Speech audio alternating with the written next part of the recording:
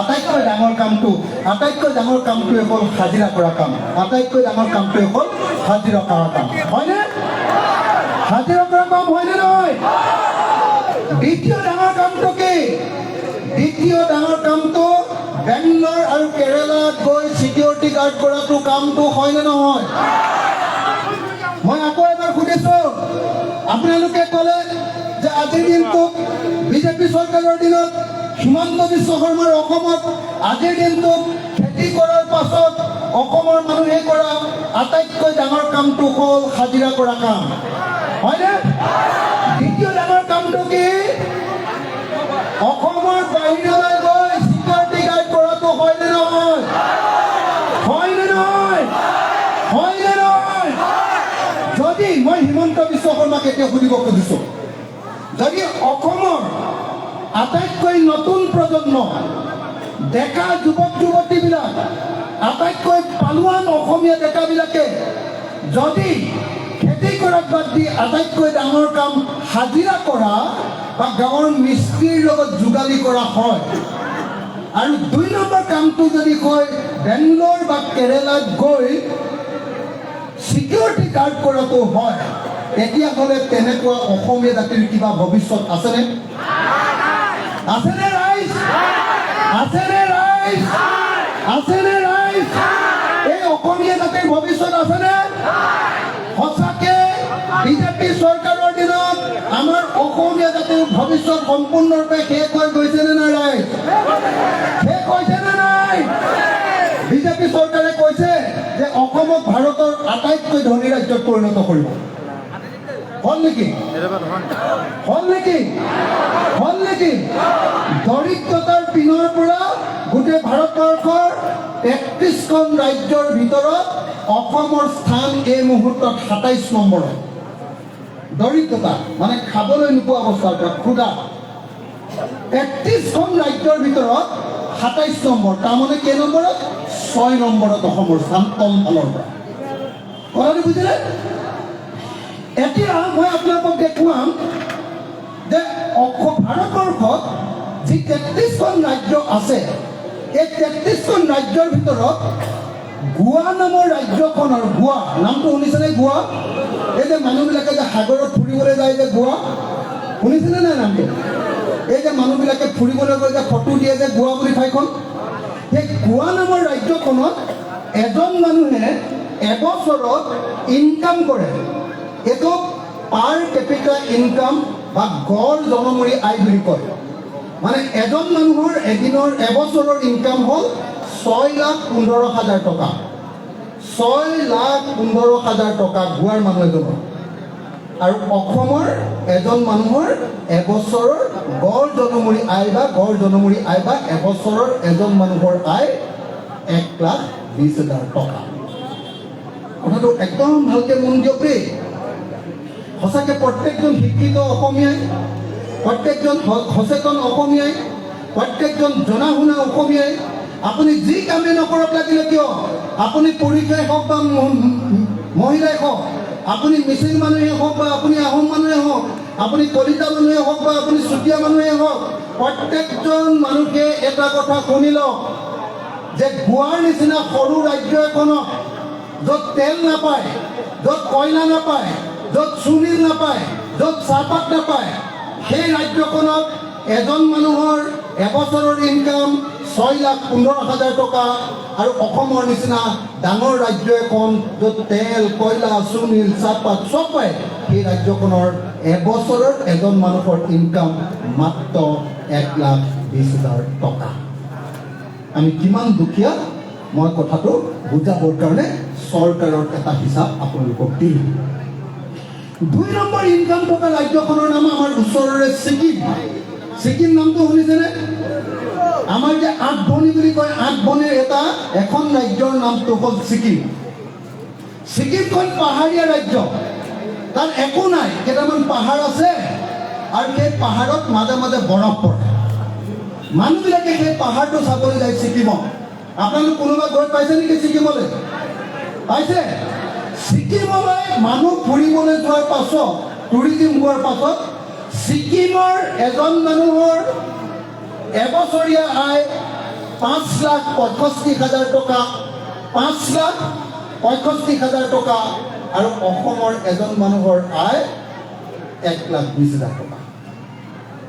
আমি কিমান দুখীয়া আপোনালোকে জানি লওক, হয়নে? অথচ আমাক বিজেপি চৰকাৰে কৈ আছে, অথচ আমাক হিমন্ত বিশ্ব শৰ্মা চৰকাৰে কৈ আছে যে অসমক আমি ভাৰতবৰ্ষৰ 1 নম্বৰ ৰাজ্যত পৰিণত কৰিম।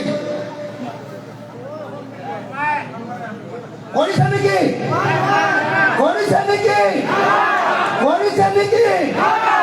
অসম 1 নম্বৰ ৰাজ্য ক'ত হৈছে জানেনে নাই? 1 নম্বৰ ৰাজ্য হৈছে ক'ত হৈছে জানেনে? আধাতে স্কুল এৰা, এইটোক ইংৰাজীত ড্ৰপ আউট বুলি কয়, ড্ৰপ আউট ৰেট। আধাতে স্কুল এৰি দিয়া, এই যে প্ৰথম শ্ৰেণীলৈ গ'ল, দ্বিতীয় শ্ৰেণীলৈ গ'ল, চতুৰ্থ শ্ৰেণী পোৱাৰ পাছত আৰু নপঢ়িলে ল'ৰা ছোৱালী, হাইবলৈ যোৱাৰ পাছত আৰু নপঢ়িলে, মেট্ৰিক দিয়াৰ পাছত আৰু নপঢ়িলে, এনেকুৱা ল'ৰা ছোৱালীৰ ক্ষেত্ৰতহে, ড্ৰপ আউটৰ ক্ষেত্ৰতে গোটেই ভাৰতবৰ্ষৰ ভিতৰত অসম 1 নম্বৰ। কথাটো বুজিছেনে? আৰু কিহত 1 নম্বৰ জানেনে? আমাৰ মাসকলে, আমাৰ খুৰীদেউসকলে, আমাৰ পেহীসকলে যে সন্তান জন্ম দিয়ে, বাচ্চা জন্ম দিয়ে, সন্তান যে জন্ম দিয়ে, সন্তান জন্ম দিওঁতে মাৰ মৃত্যু, সন্তান জন্ম দিওঁতে মাকবিলাকৰ মৰেনে নাই বহুত? এইটো মেটাৰনেল মৰ্টেলিটি ৰেট বা প্ৰসূতিৰ মৃত্যুৰ হাৰ বুলি কয়। এইটো গোটেই ভাৰতবৰ্ষৰ ভিতৰত 3 নম্বৰ। আমাৰ ইয়াতে সন্তান জন্ম দিওঁতে আটাইতকৈ বেছি মাতৃ মৰে, 3 নম্বৰৰ ভিতৰত মৰে। কেলে? আমাৰ ইয়াত ভালকে চিকিৎসালয়ৰ সুবিধা নাই। আমাৰ ইয়াত সন্তান জন্ম হওঁতে, বাচ্চা যেতিয়া জন্ম হয়, কেঁচুৱা যেতিয়া জন্ম হয়, 7 নম্বৰ আটাইতকৈ বেছি কেঁচুৱাৰ মৃত্যু হয় অসমত। কেলে?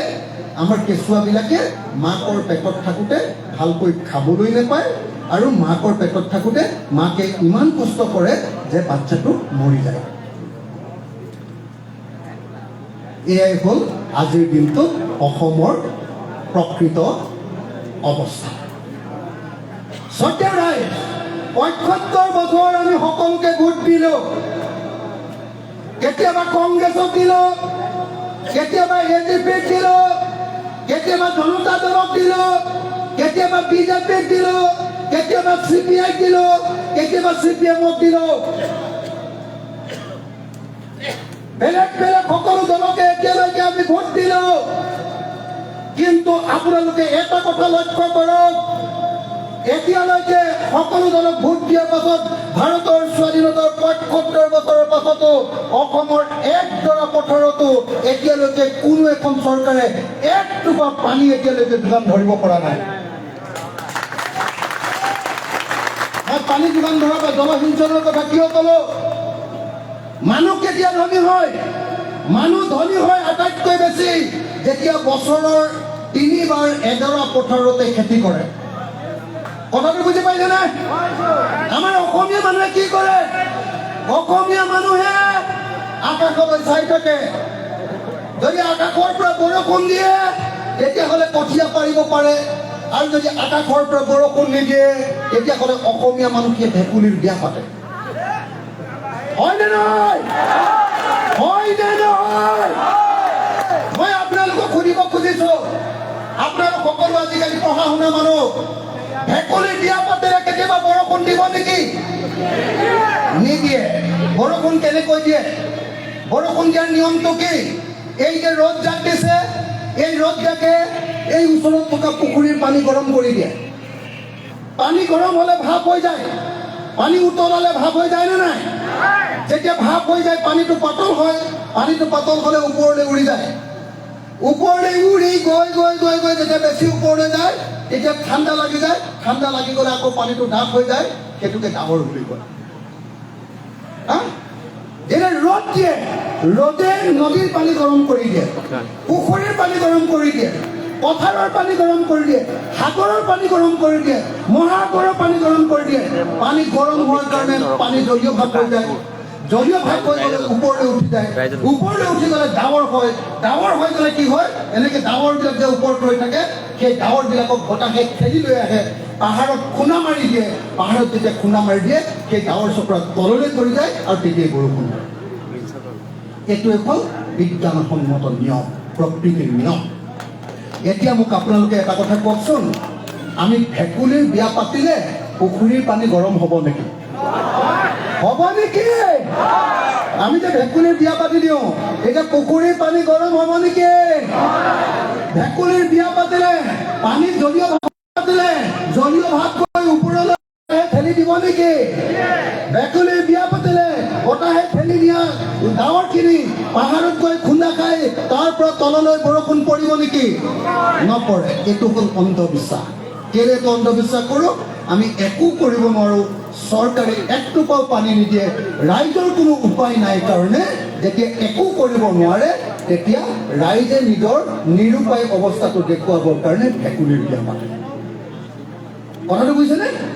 শ্ৰদ্ধেয় ৰাইজ, স্বাধীনতাৰ ৭৫ বছৰৰ পাছতো অসমীয়া জাতি ভেকুলীৰ বিয়া পতা জাতিত পৰিণত হৈ গ'ল। স্বাধীনতাৰ ৭৫ বছৰৰ পাছতো এতিয়ালৈকে আমি অন্ধবিশ্বাসী ভেকুলীৰ বিয়া পতা জাতি হৈ থাকিলো। কোনো কংগ্ৰেছ চৰকাৰ, কোনো বিজেপি চৰকাৰ, কোনো এজিপি চৰকাৰ, কোনো এখন চৰকাৰ নোলালে যি আমাৰ পথাৰত পানী যোগান দিম বুলি ক'বৰ কাৰণে আমাৰ মানুহক এতিয়ালৈকে গোট বিচাৰিলে। আমাক গোট বিচাৰিবলৈ আহোঁতে কি কয়? এই মুছলমানে অসমখন খালে, হিন্দুবিলাকে বিজেপিক ভোট দিয়া, নহ'লে কিন্তু এইখনে শৰাইঘাটৰ শেষ ৰণ মুছলমানে সেইফালৰ পৰা খাই আহি আছে, হয়নে? আমাৰ হিন্দুবিলাকে ভাবিলে এই মুছলমান যদি আজমল যদি কেনেবাকৈ দিছপুৰ সোমাবলৈ হয়, লগে লগে আজমলে কি কৈ দিব? আজমলে কৈ দিব, তেওঁলোকে নিজৰ মিটিঙত কৈ দিব, কি বুলি কৈ দিব? আহি আছে টুপিৱালা দাড়িৱালাৰ চৰকাৰ, এইবাৰ টুপিৱালা আৰু দাড়িৱালাৰ ডুঙিৱালাৰ চৰকাৰ আহি আছে, এনেকে বুলি কৈ দিব। লগে লগে হিমন্তৰ টিভি নিউজ লাইভত লগে লগে বজাই দিব, এই আজমলে কৈছে টুপিৱালা দাড়িৱালা আহি আছে। লগে লগে হিমন্তই কি বুলি ক'ব? হিমন্তই ক'ব আজি আজমলক আমি দিছপুৰৰ 1 কিলোমিটাৰ দূৰলৈকে আহিবলৈ নিদিওঁ। আমাৰ অসমীয়া মানে ভাবিলে এইবাৰ শৰাইঘাটৰ শেষ ৰং, হয়নে নহয়? এই ৰাজনীতি কৰি কৰি আমাৰ প্ৰত্যেকজন মানুহৰ পৰা ভোট ল'লে কংগ্ৰেছে জাতি ধৰ্মৰ ৰাজনীতি কৰি কৰি সূতা আৰু কম্বল দি দি কংগ্ৰেছে ভোট ল'লে, হয় নে নহয়? অকল বিজেপি নহয়, কংগ্ৰেছ, বিজেপি, এজিপি যিমান দল আছে কেৱল মিছা কথা, জাতিৰ ৰাজনীতি কৰি, ধৰ্মৰ ৰাজনীতি কৰি, বৰ্ণৰ ৰাজনীতি কৰি, মিচিং আৰু অনামিচিঙৰ ৰাজনীতি কৰি, আহোম আৰু অনাহোমৰ ৰাজনীতি কৰি, বড়ো আৰু অনাবড়োৰ ৰাজনীতি কৰি, কাৰ্বি আৰু অনাকাৰ্বিৰ ৰাজনীতি কৰি, জাত ধৰ্ম বৰ্ণ ভাষাৰ কথা কৈ সদায় ভোট ল'লে শ্ৰদ্ধেয় ৰাইজ। কিন্তু কোনোদিন নকওঁ মোৰ মা আৰু মোৰ দেউতাক মই ধনী মানুহত পৰিণত কৰি দিবৰ কাৰণে প্ৰক্ৰিয়া। কোনোদিন নকলে অসমৰ প্ৰত্যেক জাতি, প্ৰত্যেক ধৰ্ম, প্ৰত্যেক বৰ্ণৰ পুৰুষ আৰু মহিলাক নিজৰ ভৰিৰ ওপৰত থিয় হৈ বছৰত 3বাৰ খেতি কৰিব পৰা পথাৰ দিবৰ কাৰণে মোক ভোট দিয়া। পৃথিৱীৰ কোনো মানুহ ধনী হোৱা নাই যে এবাৰ খেতি কৰি পেলাই দিছে। আপোনালোকৰ পিনেতো এবাৰো কেতিয়াবা খেতি নহয় যদিহে বানপানী আহে, হয় নে নহয়? কেতিয়াবা কোনোবা ঠাইততো এনেকুৱা হয় যে খৰাং হোৱাৰ কাৰণে এবাৰো খেতি নহয়, হয় নে নহয়? 1 নম্বৰ, তেতিয়াহ'লে যদি 10 বিঘা মাটি আছে 10 বিঘা মাটিটো 0 বিঘা হয়, হয়নে? আকৌ দুখীয়া মানুহবিলাকে খেতি কৰিলেও বিপদ। কেতিয়াবা খেতিৰ সময়তে গৰুটোকে মৰি থাকে, কেতিয়াবা খেতিৰ সময়ত মাকৰে বেমাৰ হয়, কেতিয়াবা খেতিৰ সময়ত এনেকুৱা এটা উপায় হৈ গ'ল যে দুখীয়া মানুহ ঘৰে ওচৰৰ মানুহ ঘৰৰ পৰা ধনী মানুহ ঘৰৰ পৰা পইচা ল'বলগীয়া হ'ল। এতিয়া হ'লেও তেওঁলোকে নিজৰ মাটিডৰা বন্ধকত দিবলগীয়া হৈ গ'ল। শ্ৰদ্ধেয় ৰাইজ, স্বাধীনতাৰ ৭৫ বছৰৰ পাছত অসমৰ 100জন খেতিয়কৰ ভিতৰত 100জন মানুহৰ ভিতৰত 28 চনৰ 1 টৰাও মাটি নাই, ভূমিহীন। কথাটো বুজি পাইছানে? স্বাধীন ভাৰতৰ চৰকাৰে প্ৰথমতে কৰিব লাগিছিলে যে অসমৰ প্ৰত্যেকজন খিলঞ্জীয়া অসমীয়া পৰিয়ালক আমি অতি কমেও 12 বিঘাকে মাটি দিম আৰু সেই মাটি বানপানী আৰু গৰাখহনীয়াৰ পৰা আমি ৰক্ষা কৰি দিম আৰু সেই মাটিত আমি বছৰৰ সকলো সময়তে পানী দি বছৰত 3 বাৰ খেতি কৰি দিয়াৰ ব্যৱস্থা কৰি দিম বুলি চৰকাৰে ক'ব পৰা চৰকাৰ এখন অসমৰ মানুহক লাগে হয়নে নহয় আৰে দিলা মানুহবিলাক হয়নে নহয় মই আপোনালোকক এটাই কথা কৈছো পৃথিৱীৰ কোনেও টাটা বিৰলা কানি ৰিলায়েন্স আম্বানী বা আদানী কানি আমাক কোনেও ধনী কৰিব নোৱাৰে যদি ধনী হ'ব লাগে নিজৰ পথাৰ দৰাত 3 বাৰ খেতি কৰিব পাৰিব লাগিব নাম্বাৰ 1 এবাৰ শালি খেতি এবাৰ বড়ো খেতি এবাৰ শাক পাচলিৰ খেতি 3 বাৰ খেতি কৰক 10 বিঘা মাটি থাকিলে 10 পূৰণ 3 নিজে 30 বিঘা মাটি হ'ব আৰু 30 বিঘা মাটি থকা মানুহ ঘৰে কেতিয়াও তৰুণ গগৈ পুতেকৰ পৰা আঁঠুৱা কম্বল খুজিব নালাগে আৰু কেতিয়াও হিমন্ত বিশ্ব শৰ্মাৰ পৰা 1250 টকাৰ অৰুণোদয় বিচাৰিব নালাগে এনেকুৱা অসম লাগে নে নালাগে মই ইয়াত উপস্থিত থকা আমাৰ আহোম মানুহবিলাকক সুধিছো চুতীয়া মানুহবিলাকক সুধিছো মিচিং মানুহবিলাকক সুধিছো কলিতা মানুহবিলাকক সুধিছো আপোনালোক খিলঞ্জীয়া ভূমিপুত্ৰ হয় এনেকে হিমন্ত বিশ্ব শৰ্মাৰ পৰা 1250 টকা ল'বৰ কাৰণে আপোনালোকে সদায় জীয়াই থাকিব নে আপোনালোকে নিজৰ ভৰিৰ ওপৰত থিয় হৈ প্ৰত্যেকজন অসমীয়া ধনী হ'বৰ কাৰণে চিন্তা কৰিব আপোনালোকে নিজেই সিদ্ধান্ত লওক সিদ্ধান্ত লওক কংগ্ৰেছক যদি ভোট দিয়ে আঁঠুৱা কম্বল পাব বিজেপিক যদি ভোট দিয়ে 1250 টকা পাব এজিপিক যদি ভোট দিয়ে বিজেপি খেদিম বুলি শ্লোগান পাব আৰু ৰাইজৰ দলক যদি ভোট দিয়ে 5 বছৰৰ ভিতৰত অসমৰ প্ৰত্যেক ডৰা পথাৰত পানী যোগান কৰি অসমক 12 মাহে খেতি কৰা ৰাজ্যত পৰিণত কৰিব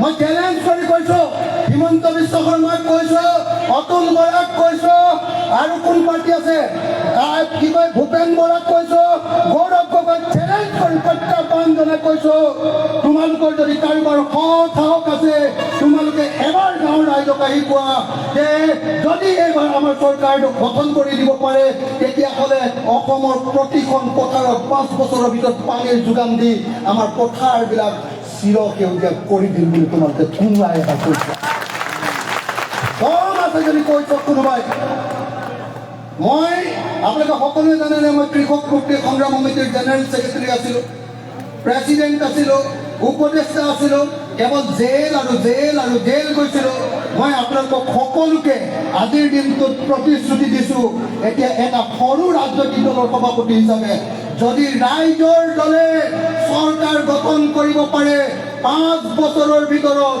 জাতি যিয়ে নহওক লাগিলে ধৰ্ম যিয়ে নহওক লাগিলে যাৰে পথাৰ নহওক লাগিলে অসমৰ প্ৰত্যেকখন পথাৰত পানী যোগানৰ ব্যৱস্থা কৰা হ'ব আৰু প্ৰত্যেকজন অসমীয়া মানুহে নিজৰ পথাৰত খেতি কৰিব লাগিব খেতি কৰাৰ কাৰণে ব্যৱস্থা কৰি দিম কিন্তু খেতি নকৰিলে খেতি কৰা মানুহবিলাকে খাজনা নিদিলেও হ'ব কিন্তু খেতি নকৰা মানুহৰ ওপৰত দুগুণ খাজনা লগাই দিম ভাল হ'বনে বেয়া হ'ব পথাৰ যদি পেলাই থয় তেতিয়াহ'লে ফাইন ভাল হ'বনে বেয়া হ'ব ওচৰৰ ঘৰৰ দদায়েকৰ ঘৰত হ'লেও খেতিটো কৰাব লাগিব বুজিছেনে নাই গাঁৱৰ মানুহসকলক খেতি কৰাব লাগিব পথাৰত পানী যোগান দি দিম 1 টোপা পানীৰ কাৰণে 1 টকা কোনেও কাকো দিব নালাগে চৰকাৰে পানী দিম কিন্তু প্ৰত্যেক বছৰত 3 বাৰ খেতি পথাৰ দোৱাত কৰিব লাগিব যদি কোনোবাই পথাৰ পেলাই থয় মিচিং হ'লেও ফাইন লাগিব আহোম হ'লেও ফাইন লাগিব গৰীয়া হ'লেও ফাইন লাগিব বড়ো হ'লেও ফাইন লাগিব পথাৰ কোনো পেলাই থয় ভাল হ'বনে বেয়া ভাল হ'বনে বেয়া হ'ব মই আপোনালোকক এটাই কথা কৈছোঁ সঁচাকৈ কৈছোঁ আপোনালোকে এবাৰ মাত্ৰ চাওক ৰাইজৰ দলক এবাৰ মাত্ৰ ভোট দি চাওক মই আপোনালোকক কথা দি কৈছোঁ অসমৰ গোটেই যিটো এতিয়া অৱস্থা তাত 5 বছৰৰ ভিতৰত বদলায় প্ৰতি ঘৰ মানুহে নিজৰ টকাৰে প্ৰতি ঘৰ বনাব পৰা অৱস্থা প্ৰতি ঘৰ মানুহে নিজৰ টকাৰে 4চকীয়া বাহন এখন কিনিব পৰা অৱস্থা প্ৰতি ঘৰ মানুহে নিজৰ ল'ৰাটোক দিল্লীত পঢ়ুৱাব পৰা অৱস্থা প্ৰতি ঘৰ মানুহে নিজৰ মাইকী মানুহজনী যদি বেমাৰ হয় তেতিয়াহ'লে দিল্লীৰ এইমছত চিকিৎসা কৰিব পৰাকৈ নিজৰ অৰ্থনৈতিক অৱস্থা 5 বছৰৰ ভিতৰত সকলোকে ভাল কৰি দিয়ে। এটাকে মোক কৈছোঁ নাম পাব এইটো ভাল হ'বনে বেয়া হ'ব? ভাল হ'বনে বেয়া হ'ব? আজিলৈকে কোনোবা ৰাজনৈতিক নেতাৰ মুখত পথাৰত পানী দিম বুলি কেতিয়াবা শুনা পাইছে নেকি আপোনালোকে? কেতিয়াবা শুনা পাইছে নেকি আপোনালোকে? কেতিয়াবা শুনা পাইছে নেকি আপোনালোকে? পথাৰত পানী দিম বুলি যদি নকয় আৰু আঁঠুৱা দিম বুলি যদি কয়, কম্বল দিম বুলি যদি কয়, সূতা দিম বুলি যদি কয়, অৰুণোদয় দিম বুলি যদি কয়, তেতিয়াহ'লে সিহঁতৰ সূতা সিহঁতৰ মুখত মাৰি ক'ব লাগে যে তহঁতৰ সূতা আমাক নালাগে, আমাক তোমালোকে পথাৰত পানী দিয়া। হয়নে নহয়? হয়নে নহয়? হয়নে নহয়? হ'ব লাগিবনে নাই? মই সকলোকে অনুৰোধ জনাইছোঁ, শইকীয়া ৰাইজ আহক, আমি এখন নতুন অসম গঢ়িবৰ কাৰণে ৰাজনৈতিকভাৱে আগতে আন্দোলন কৰি তেনেকুৱা এখন অসম গঢ়িম বুলি ভাবিছিলোঁ, এতিয়া ৰাজনৈতিকভাৱে দল গঠন কৰিছোঁ। 5 বছৰ মোক সময় দিয়ক আপোনালোকে, 5 বছৰৰ ভিতৰত অসমৰ ভাগ্য বদলাই দিব। নাম্বাৰ 1। নাম্বাৰ 2, আজিৰ দিনটোত যিকেইজন মানুহে খেতি কৰে, যদি কবি খেতি কৰে, যদি সময়ত আগতীয়াকৈ উলিয়াব নোৱাৰে, 1 কেজি কবিৰ দাম 2 টকা হয়। কবি উৎপাদন কৰোঁতে 5 টকা খৰচ, 5 টকা খৰচ হয়নে? 5 টকা খৰচ হয়নে? আৰু খেতিয়কজনে পায় 2 টকা হয়নে? আকৌ সেই কবিটোকে আপোনাৰ পৰা 2 টকাত নি গুৱাহাটীত আকৌ 20 টকাত বিক্ৰী কৰে হয়নে? এতিয়াতো 50 টকা হয়নে নহয়? মই একদম ছিজনৰ কথা কৈছোঁ, যেতিয়া বেছিকৈ উৎপাদন কৰে আমি যেতিয়া হয়নে নহয়? হয়নে নহয়? যেতিয়া সৰিয়হ বিক্ৰী কৰোঁ 1 কেজিত 20 টকা, আৰু যেতিয়া মিঠাতেল কিনি খাওঁ 1 লিটাৰত 220 টকা। হয়নে নহয়? হয়নে নহয়? হয়নে নহয়? নৰেন্দ্ৰ মোদী অহাৰ আগতে এটা মুৰ্গীৰ দাম কিনি খাইছিলোঁ, মুৰ্গীৰ ডিম কণী, কুকুৰাৰ কণী এটা কিনি খাইছিলোঁ 2 টকা। এতিয়া কেইটকা? হয়নে নহয়? 2 টকাত এতিয়া 1 কেজি টাটা নিমখৰ দাম 20 টকা। হয়নে নহয়? মচুৰ দাইল কিনি খাইছিলোঁ 48 টকাত, এতিয়া 1 কেজি মচুৰ দাইলৰ দাম 110 টকা। মিঠাতেল কিনি খাইছিলোঁ 80 টকাত, নৰেন্দ্ৰ মোদী অহাৰ পাছত 1 কেজি মচুৰ দাইলৰ দাম হৈ গ'লগৈ, এই মিঠাতেলৰ দাম হৈ গ'লগৈ, 1 লিটাৰ মিঠাতেলৰ দাম হৈ গ'ল এতিয়া 220 টকা। গেছ চিলিণ্ডাৰ কিনিছিলোঁ 414 টকা, এতিয়া এটা গেছ চিলিণ্ডাৰৰ দাম কিমান? 1152 টকা। হয়নে ৰাইজ? হয়নে ৰাইজ? হয়নে ৰাইজ? হয়নে নহয়? মই আপোনালোকক প্ৰতিশ্ৰুতি দি গৈছোঁ, যদি ৰাইজৰ চৰকাৰ হয়, 1 নম্বৰ কথা, খেতিয়কে যিটো বস্তু উৎপাদন কৰিবলৈ 5 টকা খৰচ হ'ব, তাৰ দাম খেতিয়কে 15 টকা পাব।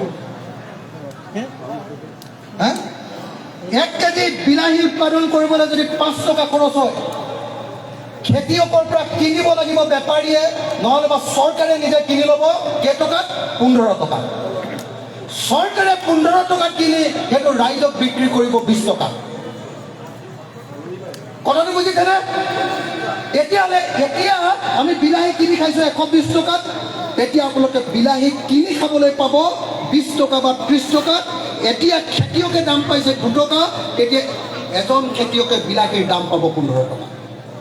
মাজৰ এই যে দালালি মখা, এই যে চিণ্ডিকেট কৰি প্ৰত্যেকখন গাড়ীত যাওঁতেও পইচা লয়, বাছ ষ্টেণ্ডতো পইচা লয়, বজাৰত বহুতেও পইচা লয়, এই চব নাইকিয়া কৰি অকল খেতিয়ক আৰু কিনা মানুহ, ক্ৰেতা আৰু বিক্ৰেতা, তেওঁলোকৰ মাজত ডাইৰেক্ট সম্পৰ্ক স্থাপন কৰি দিম। মাজত কেৱল চৰকাৰ থাকিব, মাজত চৰকাৰে খেতিয়কক পইচা দিব, আৰু কিনা মানুহবিলাকে আপোনালোকে আমি যিবিলাক গ্ৰাহক গুৱাহাটীত কিনি খাওঁ, তেওঁলোকে কম দামত বস্তু খাবলৈ পাব। ভাল হ'বনে বেয়া হ'ব? কোনোবা চৰকাৰে কেতিয়াবা আপোনালোকক কৈছেনে? কেতিয়াবা আপোনালোকক কৈছেনে যে আপোনালোকৰ উৎপাদিত প্ৰত্যেকটো বস্তুৰ দাম দিম? কেতিয়াবা আপোনালোকক কৈছেনে? কিন্তু তাৰ পাছতো আমি অসমীয়া মানুহে তেওঁলোককে ভোট দি আছোঁ। কেতিয়াবা কংগ্ৰেছক দিছোঁ, কেতিয়াবা AJPক দিছোঁ, কেতিয়াবা বিজেপিক দিছোঁ, গোটেই জনম দি মোৰ ককাই দিছিলে, মোৰ দেউতাই দিছিলে, মই দিছোঁ, আৰু কাইলৈ পৰহিলে মোৰ ল'ৰাটোৱেও ভোট দিব। কিন্তু অৱস্থাৰ কাৰো পৰিৱৰ্তন নহ'ল। কোনো মানুহ ধনী নহ'ল। ইলেকশ্যনৰ আগত টকা 200 দিয়ে, ইলেকশ্যনৰ আগত টকা 500 দিয়ে, ইলেকশ্যনৰ আগত মদৰ বটল এটা দিয়ে, ইলেকশ্যনৰ আগত চুলাই মদৰ বটল এটা দিয়ে, ইলেকশ্যনৰ আগত 8 PM এটা দিয়ে, আৰু আমি ভোটটো দি দিওঁ, আৰু ভোটটো দিয়াৰ পাছত সিহঁতে ইলেকশ্যনৰ আগত আহি আপোনাৰ মোক সেৱা কৰে এনেকৈ, আৰু ইলেকশ্যন যোৱাৰ পাছত আপোনাৰ ফাউচকে গাড়ীখন গৈ আপোনাৰ মুখত ধূলি মাৰি থৈ গুচি যায়। হয়নে নহয়? এই অৱস্থাৰ পৰিৱৰ্তন লাগে নে নালাগে? যদি পৰিৱৰ্তন লাগে তেতিয়াহ'লে আহক আপোনালোকে সকলোৱে নতুন দল ৰাইজৰ দলত ভোট দিয়ে। আপোনালোকে বহুত ধুনীয়া সুবিধা এটা পাইছে। এইবাৰ নতুনকৈ এটা চিচিবৰ গাঁও নামৰ এটা সমষ্টি হৈছে। এই সমষ্টিটোত আমি পূৰা কাম কৰিছোঁ। চিচিবৰ গাঁও সমষ্টিটো আপোনালোকে আমাক উপহাৰ দিয়ক। চিচিবৰ গাঁও সমষ্টিটোত আমাৰ কেণ্ডিডেটক আপোনালোকে জয় কৰক। মই অখিল গগৈয়ে চিচিবৰ গাঁৱৰ প্ৰত্যেকজন মানুহৰ মাটিৰ পট্টা দিয়াৰ ব্যৱস্থা কৰিম। দিবনে নিদিয়ে? মই আকৌ কৈছোঁ, আপোনালোকে চিচিবৰ গাঁৱৰ মানুহে এইবাৰ ৰাইজৰ দলৰ আমাৰ কেণ্ডিডেটজনক ভোট দিয়ক। মই অখিল গগৈয়ে প্ৰতিশ্ৰুতি দি কৈছোঁ যে ৰাইজৰ দলৰ MLA যদি ইয়াত জিকে তেতিয়াহ'লে 2 বছৰৰ ভিতৰত চিচিবৰ গাঁৱৰ প্ৰত্যেকজন মানুহক প্ৰত্যেকজন পট্টা দিয়া হ'ব। পথাৰত 5 বছৰৰ ভিতৰত পানী দিয়াৰ ব্যৱস্থা গ্ৰহণ কৰে। 5 বছৰ, এইটো মোৰ প্ৰতিশ্ৰুতি।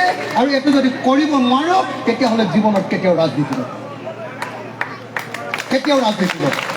মোৰ নিজৰ দম আছে, আমাৰ ৰাইজৰ দলৰ দম আছে। যি কওঁ সেই কাম কৰি দেখুৱাম, আৰু যি কৰিব নোৱাৰোঁ সেইটো আমি কেতিয়াও জীৱনত নকৰোঁ। মই সকলো ৰাইজকে অনুৰোধ জনাইছোঁ, শ্ৰদ্ধেয় ৰাইজ, আপোনালোকে সকলোৱে আহক, আমি সকলোৱে মিলি এখন নতুন অসম গঢ়ো। নতুন অসমত 3 নম্বৰ যিটো কাম কৰিম, 3 নম্বৰ কামটো কৰা হ'ব। 1 নম্বৰ কাম কি কৰে? অসমৰ সকলো পথাৰত বছৰত 3বাৰ খেতি কৰাৰ বাধ্য কৰা হ'ব, নাম্বাৰ 1। নাম্বাৰ 2, খেতিয়কবিলাকৰ সকলো মাটি, সকলোবিলাক খেতিয়কবিলাকৰ উৎপাদিত বস্তু, সেইটো ধানেই হওক, সেইটো সৰিয়হে হওক, সেইটো মৰাপাতেই হওক, সেই শাক পাচলিয়ে হওক, বা অন্য কিবাই হওক, মাছেই হওক, প্ৰত্যেকটো বস্তুত খেতিয়কে দাম পাব, আৰু কম দামত গ্ৰাহকে বস্তু কিনিব পাৰিব। এইটো 2 নম্বৰ সেইটো কাম কৰিম। 3 কাম কি কৰিম ৰাইজ? 3 অসমক ধনী কৰিবৰ কাৰণে 3 নম্বৰ কি কাম কৰিব লাগিব? 3 নম্বৰ কামটো কৰে অসমৰ চব বেপাৰবিলাক, ডাঙৰ বেপাৰবিলাক, ব্যৱসায়বিলাক, চব ব্যৱসায়বিলাক বাহিৰৰ পুঁজিপতিবিলাকৰ হাতত আছে। মাৰোৱাৰী, বিহাৰী, বাঙালী, এই মানুহবিলাক বাহিৰৰ পৰা অহা ডাঙৰ পুঁজিপতিবিলাকৰ হাতত অসমৰ সকলো হ'লচেল ব্যৱসায় আছে। মই আপোনালোকক প্ৰতিশ্ৰুতি দিছোঁ, যদি ৰাইজৰ দলৰ চৰকাৰ হয় 5 বছৰৰ ভিতৰত অসমৰ খিলঞ্জীয়া মানুহৰ হাতলৈ ব্যৱসায়ৰ অধিকাৰ কাঢ়ি অনা হ'ব। সকলো ব্যৱসায়ত আটাইতকৈ ডাঙৰ ব্যৱসায়বিলাক অসমীয়া ব্যৱসায়ীবিলাকৰ হাতলৈ অনা হ'ব। অসমৰ আটাইতকৈ ডাঙৰ ঠিকাবিলাক অসমীয়া ব্যৱসায়ীয়ে, অসমীয়া ঠিকাদাৰে পাব। ইয়াত কোনো বাহিৰৰ মানুহে আহি ইয়াত দাদাগিৰি কৰিব নোৱাৰিব। কমিশ্যন খুৱাই চৰকাৰক বাহিৰৰ মানুহে কেতিয়াও কাম ল'ব নোৱাৰিব। মই আপোনালোকক প্ৰতিশ্ৰুতি দিছোঁ যে অসমত ধনী মানুহৰ এটা নতুন চাম আমি সৃষ্টি কৰিম। এইটো হ'ল 3। 4 নম্বৰ, শ্ৰদ্ধেয় ৰাইজ, এই যে বেংগলোৰ, এই যে কেৰেলা, আমাৰ ল'ৰাকেইটাই যে এই যে কৰিবলগীয়া হৈছে সিকিউৰিটি গাৰ্ড, এই যে মোৰ মায়ে আজিৰ দিনটোতো চৰকাৰৰ পৰা 250 টকাৰ বৃদ্ধ পেঞ্চনটো আহিব বুলি যে ৰৈ আছে। 250 টকা, ভাবক এমাহত কিমান? 250 টকা। বেংকৰ পৰা যদি 250 টকা আনিবলৈ এই টমটমখনত, বেটেৰী ৰিক্সাখন যে আছে, বেটেৰী ৰিক্সাখনত যদি অহা যোৱা কৰে তেতিয়াহ'লে 250 টকাটো খৰচেই হৈ যায়। জানে না ৰাইজ? হিমন্ত বিশ্ব শৰ্মাই কয় যে মই পিতৃ বন্দনা, মাতৃ বন্দনাৰ কাৰণে মানুহক ছুটি দি দিছোঁ। আজিলৈকে ছুটি আছেনে নাই? 4 দিন ছুটি দিছেনে নাই? চাকৰিয়ালসকলক কৈছে তোমালোকৰ দেউতা, তোমালোকৰ মাক লৈ ফুৰিবলৈ যোৱা। মই হিমন্ত বিশ্ব শৰ্মাক ক'ব খুজিছোঁ যে মোৰ মায়ে বৃদ্ধ পেঞ্চনৰ 250 টকা পাবৰ কাৰণে ৰৈ থাকে। মোৰ মা মানে মোৰ নিজৰ মা নহ'ব পাৰে, মোৰ এই মায়ে, মোৰ এই আইতাই, মোৰ এই দেউতাই, মোৰ এই ককাই, মোৰ এই খুৰাই, মোৰ এই দাদাই চৰকাৰৰ পৰা 250 টকা, মাত্ৰ 250 টকা পাবলৈ ৰৈ থাকে, হয়নে?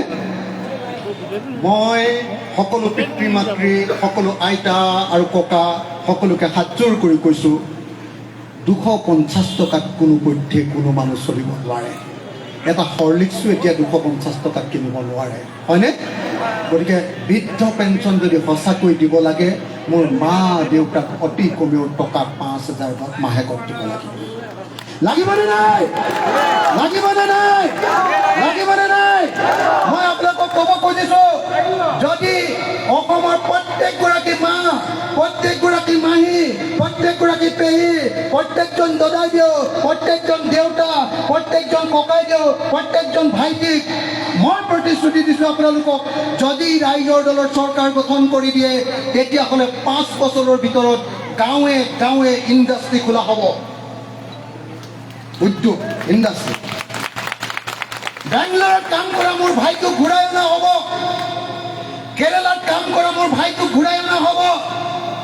1250 টকাৰ কাৰণে হামৰাও কাঢ়ি থকা মোৰ খুৰী দেউজনীক কোৱা হ'ব, আপুনি চৰকাৰৰ 1250 টকা নল'লেও হ'ব, আপোনাৰ গাঁৱৰ এই ক্লাব ঘৰটোত আমি এটা মেচিন বহাই দিছোঁ, তাত আপুনি কাম কৰিবলৈ আহক, মাহত আপোনালোকক 30,000 টকা দৰমহা দিম।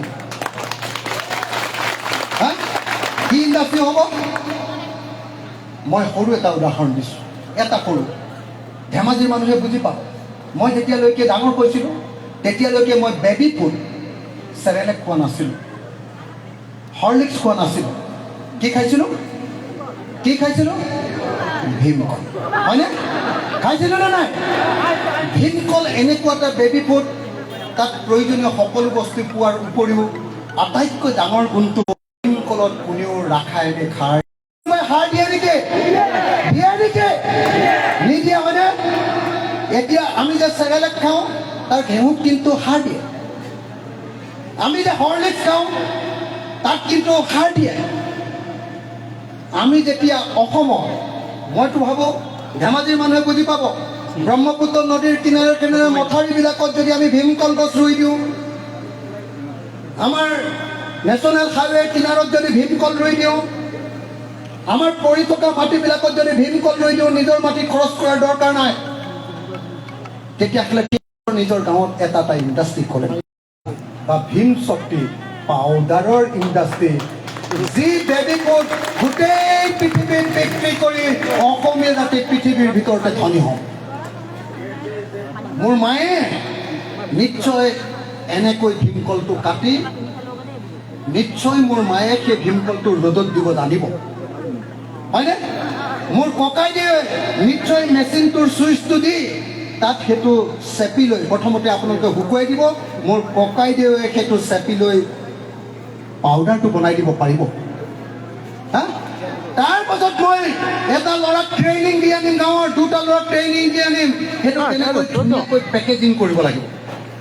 সেই পেকেজিঙৰ বস্তুটো চৰকাৰে কিনি ল'ম, আৰু আমেৰিকা ইংলেণ্ডৰ নিচিনা ধনী দেশত আমি ইউৰিয়া নিদিয়া, DAP নিদিয়া, আমাৰ আটাইতকৈ উপযুক্ত যেতিয়া বেবী ফুড খুৱাম, পৃথিৱীৰ সকলো বেবী ফুডে ফেইল মাৰিব, আমাৰ ভীমকলৰ বেবী ফুডে গোটেই পৃথিৱী জিলিকা। পেলাবনে নাই ৰাইজ? পেলাবনে নাই ৰাইজ? পেলাবনে নাই? আমাৰ কঁঠালৰ পৰা যদি ভীমকল বেবী ফুড কৰোঁ, এই যে পাহাৰবিলাক পৰি আছে, এই যে অৰুণাচলে আমাৰ মাটিবিলাক দখল কৰিছে, এই সৰু সৰু পাহাৰবিলাকত সকলোতে কঁঠাল গছ ৰুই দিওঁ, এটাও হাতী আৰু আমাৰ গাঁৱলৈ নাহে ধান খাবলৈ, এটাও বান্দৰে আৰু গাঁৱত দিগদাৰ নকৰে। সেই কঁঠাল গছত সাৰ দিব নালাগে, সেই কঁঠালৰ পৰা যেতিয়া বেবী ফুড তৈয়াৰ কৰিম আৰু গোটেই পৃথিৱীত যেতিয়া সেই বেবী ফুড বিক্ৰী কৰিম, অসমীয়া জাতিক 10 বছৰৰ ভিতৰত পৃথিৱীৰ ভিতৰতে এটা ধনী জাতিত পৰিণত হ'ব। ৰাইজ কথাটো বুজিছে? গাঁৱত বিলাহী কৰিব, বিলাহীৰ পৰা চচ বনাম, বিলাহীৰ পৰা কি বুলি কয়, হা, কি বনাম? চৰবত বনাম, বিলাহীৰ পৰা চচ বনাম, বিলাহীৰ পৰা এই যে আমি চাওমিনৰ লগত খাওঁ, কি এইটো জেলি বনাম, আৰু কি, হা, ঠাণ্ডা বনাম, চৰবত, চব বনাম। যিমান বস্তু আমাৰ ইয়াত উৎপাদন হ'ব সেই বস্তুৰে আমি পৃথিৱীৰ বজাৰ দখল কৰিম। পৃথিৱীৰ বজাৰ দখল কৰিম। মোৰ মা প্ৰত্যেকজনীয়ে জলফাই টেঙা কাটিব জানে। মই সেই জলফাই টেঙাৰ পৰা, মোৰ গোল নেমুৰ পৰা, আমাৰ পৃথিৱীৰ ভিতৰত আটাইতকৈ জ্বলা আমাৰ ভোট জলকীয়াৰ পৰা আচাৰ তৈয়াৰ কৰি গোটেই পৃথিৱীৰ জগত চিনে। হয়নে নহয়? তেনেকুৱা ইণ্ডাষ্ট্ৰিয়েল জাতি, তেনেকুৱা উদ্যোগী জাতি যেতিয়ালৈকে পৰিণত কৰিব নোৱাৰো ৰাইজ, তেতিয়ালৈকে অসমীয়া মানুহে সীমন্তৰ ভৰিত ধৰি থাকিব লাগিব 1250 টকাৰ কাৰণে।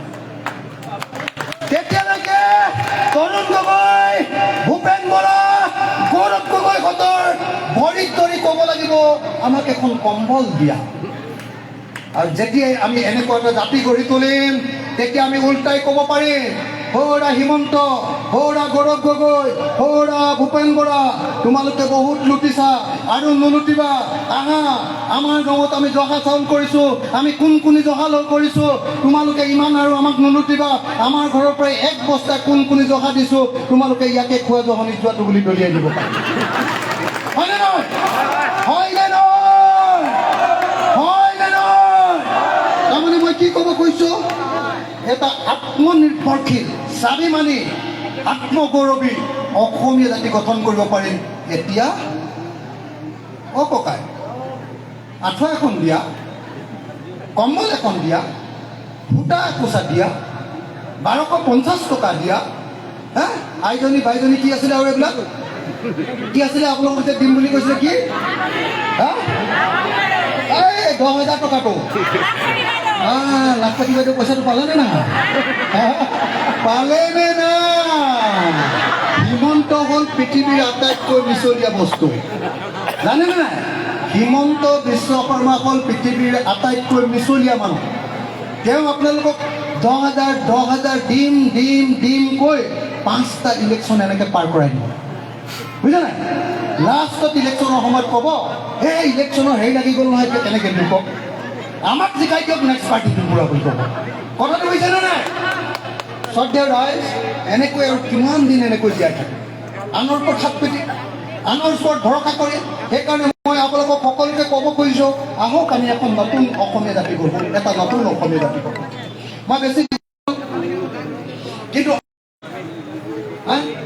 অসমত 97টা জাতি আছে, 97টা জাতি আছে, 97টা জাতি চবৰে। আজি আপোনালোকে দেখিছেনে, মোক দিয়া জেকেটটো বেলেগ, মিচিঙৰ জেকেটটো বেলেগ, হয়নে? বড়োৰ জেকেটটো বেলেগ, হয়নে? আহোমৰ গামোচাখন বেলেগ, অসমীয়া বাকীৰ গামোচাখন বেলেগ, চবৰে চুতীয়াৰ গামোচাখন বেলেগ, হয়নে? চবৰে কি আছে? নিজৰ সংস্কৃতি আছে, নিজৰ ভাষা আছে, নিজৰ জীৱন যাত্ৰা আছে। এইবিলাক চাবৰ কাৰণে গোটেই পৃথিৱীৰ মানুহ আহে।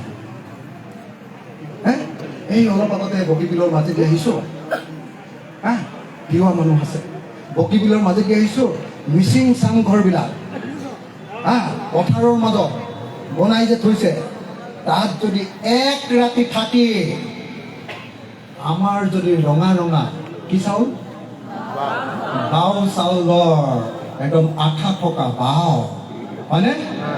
আৰু নেৰিয়া মাছ,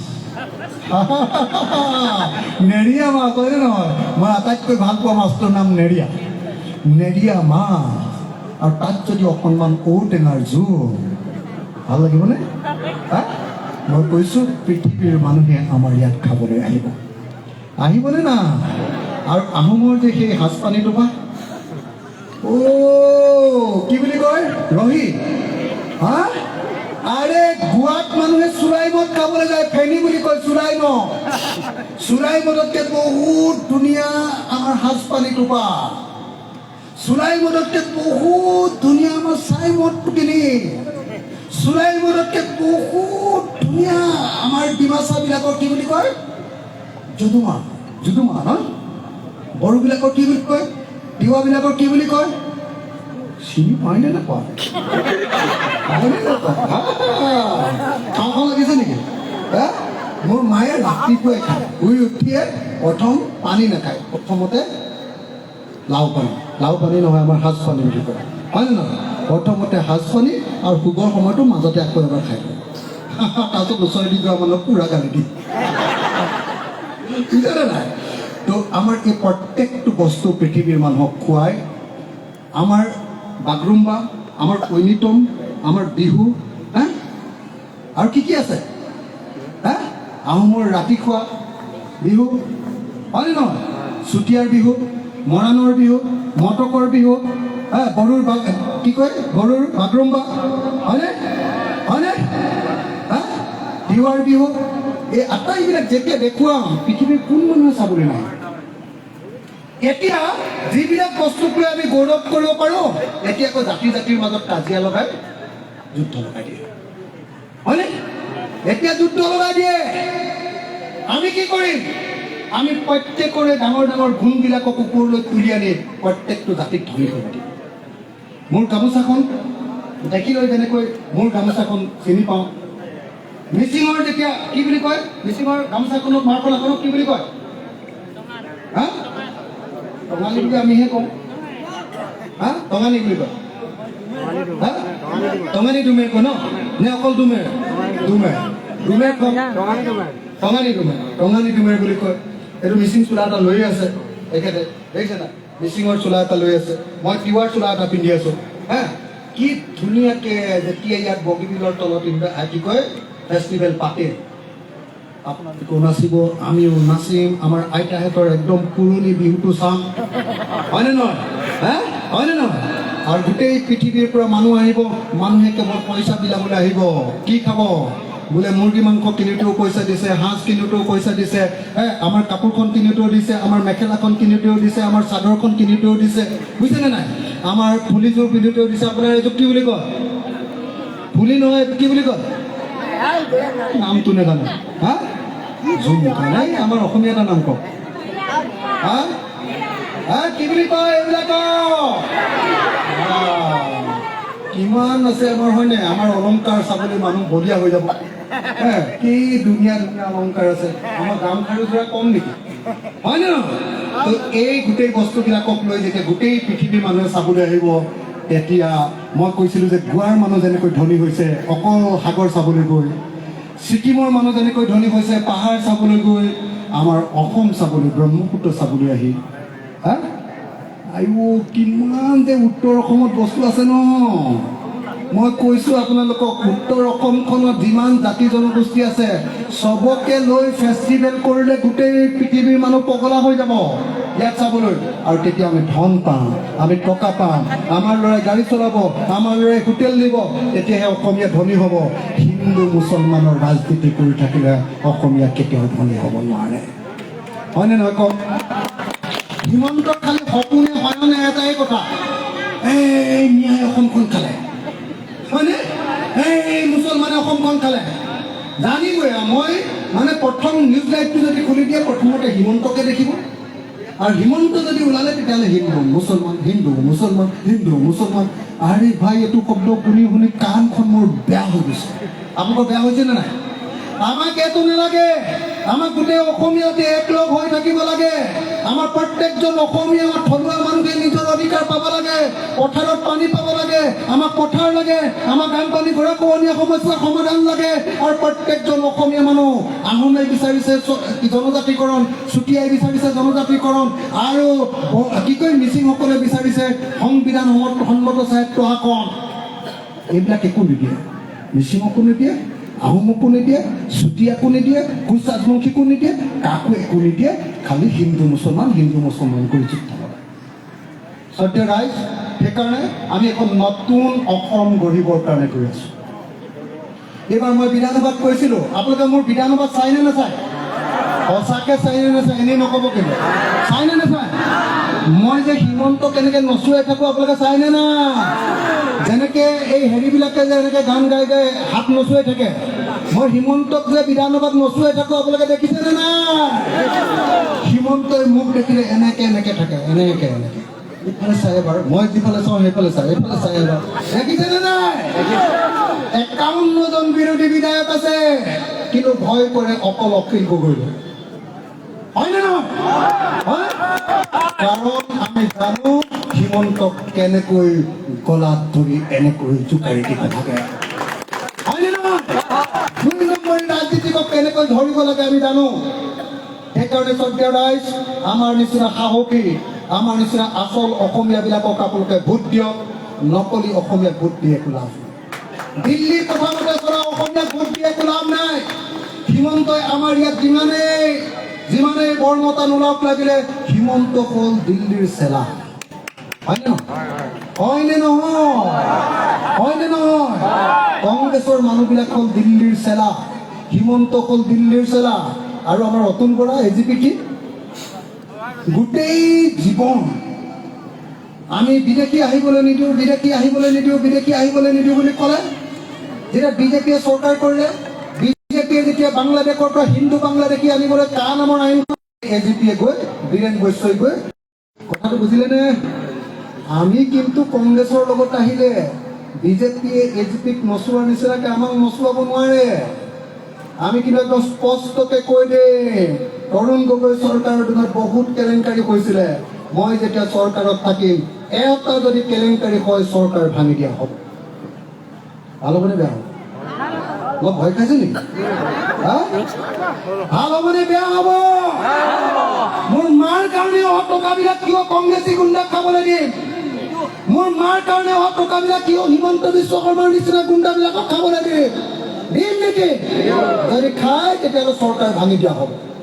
শ্ৰদ্ধেয় ৰাইজ, এইবাৰ ৰাইজৰ দলে একেবাৰতে চৰকাৰ কৰিব নোৱাৰে। 2026 চনত হয়তো চৰকাৰ কৰিও দিব পাৰোঁ দেই। আপোনালোকে যদি 20টা সমষ্টিত ৰাইজৰ দলক যদি জয়ী কৰে, মই এতিয়া এটা MLA থাকোঁতেই চৰকাৰ কপাই আছোঁ। 20টা MLA থাকিলে ভূমিকম্প হৈ থাকিব। ভূমিকম্প হৈ থাকিব। আমাৰ 20জন MLA জিকাই দিয়ক অসমৰ পৰা। আপোনালোকে উত্তৰ অসমৰ পৰা চিচি বৰগাঁও আমাক জিকাই দিয়ক। মই আপোনালোকক কথা দিছোঁ। ৰঙা নদী জিকাই দিয়ক। মই আপোনালোকক কথা দিছোঁ। মই আপোনালোকক বুকুত হাত থৈ কথা দি গৈছোঁ যে যদি আমাৰ 20টা MLA জিকাই দিব পাৰে তেতিয়াহ'লে আমি আপোনালোকক এখন নতুন অসম দিম। 2 নম্বৰী অসমৰ অন্ত পৰিব। আৰু এইবাৰ যদি আমি 20টা আসন দখল কৰোঁ, 20জন যদি আমাৰ বিধায়ক হয়, চৰকাৰ কিজান আমাৰে হৈ যাব। কাৰণ এইবাৰ কোনো বেছিকৈ চিট নাপায়, বুজিছে নাই? এইবাৰ কাকো ভাল পোৱা নাই মানুহ। আমি গোটেইবিলাক কংগ্ৰেছৰ লগত লগ লাগিছিলোঁ। কংগ্ৰেছে আমাক টিকাতে লাট মাৰিলে বুলি জানেনে নাই? গম পাইছেনে নাই? কংগ্ৰেছে লাট মাৰিছে, সেইকাৰণে কংগ্ৰেছকো এইবাৰ সকীয়াই দিছোঁ। বহুত দিন 2 নম্বৰী ৰাজনীতি কৰিলা, এইবাৰ অখিল গগৈ আছোঁ। যদি গণ্ডগোল কৰা চব মানুহক কৈ দিম আৰু ক'তো শান্তিত থাকিবলৈ নিদিম। ভাল হ'বনে বেয়া হ'ব? 2 নম্বৰী কাকো কৰিবলৈ নিদিওঁ। মই সকলোকে হাতযোৰ কৰিবলৈ আহিছোঁ। ৰাইজ আহক, আমি সকলোৱে মিলি অসমত এখন নতুন অসমীয়া মানুহৰ দমদাৰ অসমীয়াৰ এখন নতুন চৰকাৰ কৰোৱা হয়। যি দিল্লীলৈ ভয় নকৰে, যাৰ ওচৰত দিল্লী কপি থাকে, দিল্লীৰ ওচৰত যি নকপে, আপোনালোকে ৰাইজৰ দলক ভোট দিয়ক, দিল্লী আমি কপাই দিম। আপোনালোকে অখিল গগৈ কথা দিছোঁ যে দিল্লী। ৰাইজ, মই আপোনালোকক সকলোকে এই কথাখিনি অনুৰোধ কৰিম। আৰু আইতা, আপুনি গম পাইনে নাই? মই বৃদ্ধ পেঞ্চন 250 টকা নহয় 5000 কৰিবলৈ দাবী কৰিছোঁ। গম পাইছেনে নাই? বৃদ্ধ পেঞ্চন পোৱাই নাই এতিয়ালৈকে। আইতা বয়স কিমান হ'ল? কিমান হ'ল গমেই নাপায়। 80 বছৰ মানে হ'ল চাগে ন? 70-80 বছৰ। এতিয়ালৈকে বৃদ্ধ পেঞ্চন পোৱা নাই চব, হয়নে? পুৱাই পাইছে, নোপোৱাই নাই। চবকে বৃদ্ধ পেঞ্চন দিয়া হ'ব আৰু বৃদ্ধ পেঞ্চন 5000 চলিবলৈ কি টকা লাগে মই জানো। 3 আশা কৰ্মীৰ দৰমহা বঢ়োৱা হ'ব। অংগনবাড়ী কৰ্মীৰ কাৰণে মই লাগি আছোঁ, আশা কৰ্মীৰ কাৰণে লাগি আছোঁ, ৰান্ধনীৰ কাৰণে লাগি আছোঁ, সকলোবিলাকৰ কাৰণে লাগি আছোঁ। আৰু আমাৰ দিনত এতিয়া যিটো অৰুণোদয় দিছে, দুখীয়া মানুহবিলাক সকলোকে, যাৰ ৰেচন কাৰ্ড থাকিব, আমাৰ দিনত সকলোকে অৰুণোদয় দিম। কিন্তু অৰুণোদয় কেৱল 1250 টকা নহয়, আমি চবকে 5000 দিম। এইটো খাব পৰাকৈ পইচাকেইটা দি বাকী কিন্তু চব মানুহে খেতি কৰিব লাগিব। খেতি নকৰিলে কিন্তু মাটিৰ ওপৰত ফাইন ভৰোৱা হ'ব। এবাৰ অসমীয়াত একদম পুৰা চাবি টাইট দি দিয়া হ'ব বেয়া হ'ব নেকি এলেহুৱা হৈ কোনেও খাব নোৱাৰিব খেতি নকৰি পথাৰ যে মই ভাবি আছোঁ ৰ'ব এতিয়া অলপ পলাই পেলুৱাই খোৱাৰ কাৰণে বছৰতো 1 পুৰা মাটিত একদম 500 টকা ফাইন ভৰাব লাগিব হয়নে ভাল হ'বনে বেয়া হ'ব খেতি পেলাই দিব নোৱাৰিব আৰু বানপানীৰ পৰা ৰক্ষা কৰি দিম আকৌ যদি বানপানীত পৰে উল্টাই চৰকাৰে ফাইন দিব লাগিব হয়নে আৰু যদি পানী যোগান দিব নোৱাৰো আৰু যদি খেতি মৰে তেতিয়াহ'লে উল্টাই চৰকাৰে ৰাইজক পইচা দিব লাগিব বিঘাই প্ৰতি 6,000 ভাল হ'বনে বেয়া হ'ব আৰু খেতি যদি নকৰে ৰাইজে উল্টাই 500 টকাকে দিব ভাল হ'বনে বেয়া হ'ব খেতি নকৰিলে নহ'ব কিন্তু এনে কাকো খাবলৈ দিয়া নহ'ব খং উঠিছে নেকি ই চাবি দায়িত্ব বুলি আহিছে বুলি ভাবিছে কাম কৰিব লাগিব নাই খেতি কৰিব লাগিব নাই আমাৰ অসমীয়া মানুহবিলাকে আজিকালি অকল এনেই খাম বুলি ভাবে বহুতে হয়নে কোনটো ল'ৰাবিলাক কেৰেলাত থাকি দেখিব নাই 12,000 টকা দৰমহা পায় তাতে 6,000 মান খৰচ হয় তাৰপিছত ঘৰলৈ 5,000 মান পঠিয়াব পাৰে ঘৰলৈ 5,000 পঠিয়াওঁতে না ভালকৈ ল'ৰাটোক পঢ়াব পাৰিছে না ছোৱালীজনীক পঢ়াব পাৰিছে না ঘৰখন চাব পাৰিছে না জেউৰাখন ব'ব পাৰিছে হয়নে নহয় বাৰু মোৰ বেয়া লাগে আপুনি মই যেতিয়া বেংগলৰলৈ যাওঁ নহয় একদম 200-300 ল'ৰা অসমীয়া ল'ৰা গোট খাই যায় দাদা আমাক ইয়াৰ পৰা লৈ যাওক মই একদম কান্দো লাগে আপোনালোকে ভাবে যে তাত বৰ ভালকৈ আছে ইমান কণ ৰুম এটাত 6টা ল'ৰা থাকে বিচনাৰ তলতো আছে বিচনাৰ ওপৰতো আছে তাতো ওপৰৰ বিচনা পায়খানা কৰিবৰ কাৰণে ৰুমটো ইমান কম আমাৰ মিচিং মানুহ এটা গাহৰিটো পুহিবৰ কাৰণে দুবিধা মাটি লাগে হয়নে নহয় আহোম মানুহে ঘৰত গৰুহাল পুহিবৰ কাৰণে আমাক দুবিধা মাটি লাগেনে নাই এতিয়া আমাৰ গাঁৱৰ ল'ৰাই গৈ বেংগলোৰত ইমান কণ ৰুমত এনেকুৱা জখলা থকা বিচনাত 5টা হয় ওপৰটো মুঠিবলৈ আহিলে তলৰটো বিচনাখন এনেকৈ কপি থাকে গম পাইছে না তাত কাম কৰি আছে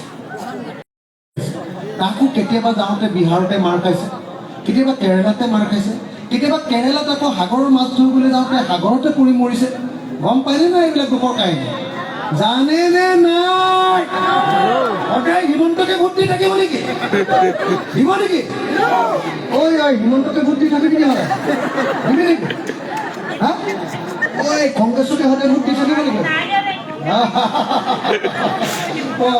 চবেই মিলি এইবাৰ চৰকাৰখন বদলি কৰোঁ দেই যদি বদলি কৰোঁ মই কথা দি গৈছোঁ আৰু মই কথা ৰখা মানুহ মই 36 বাৰ জেল খাইছোঁ কিন্তু কথা নবদলাওঁ জানেনে নাই কংগ্ৰেছে 20 বাৰ দিছে মোক জেল বিজেপিয়ে 16 বাৰ মোক 36 বাৰ তথাপি এতিয়ালৈকে মোৰ নো মেডালো উভতি পৰা নাই হয়নে নহয় মোক এক চুটি যাব পৰা নাই কাৰণ মই অসমীয়া মানুহৰ আটাইতকৈ যুঁজাৰু আৰু আটাইতকৈ সাহসী অসমীয়া মোক পৃথিৱীৰ কোনেও লৰাব নোৱাৰে লেটেং পেটেং কথা কৈ মোৰ আগতে একো লাভ নাই মই যদি কথা দি গৈছোঁ 5,000 বৃদ্ধ পেঞ্চন 5,000 হ'ব মই যদি কথা দি গৈছোঁ পথাৰত পানী যোগান হ'ব তেতিয়াহ'লে পথাৰত পানী যোগান হ'বই হ'ব